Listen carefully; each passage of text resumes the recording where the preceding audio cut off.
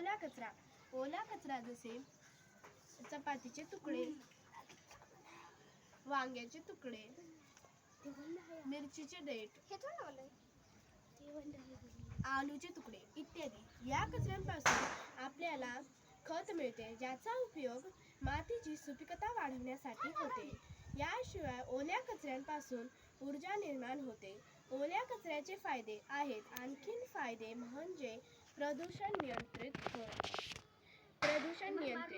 ओल्या कचऱ्याची योग्य विल्हेवाट लावल्याने माती आणि जलस्रोत यांचे प्रदूषण कमी होते. पशुखाद्य. काही विशिष्ट पशुखाद्ये आहेत.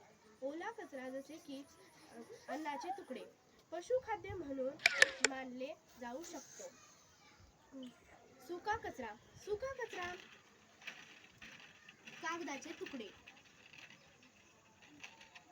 शेंगांची टरफले, प्लास्टिक, जुना कपडा इत्यादी हे आहेत ज्यांपासून आपल्याला पुन्हा वापर करता येतो.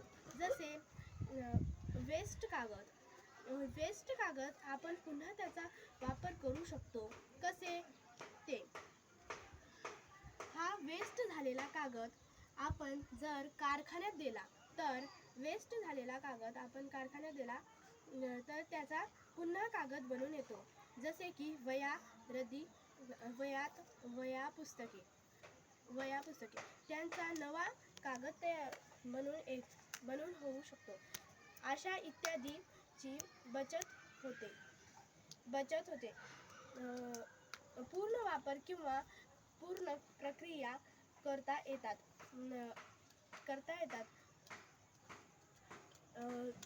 कचऱ्याची बचत होते. कचऱ्याचे प्रकार. ओला कचरा, सुका कचरा होय.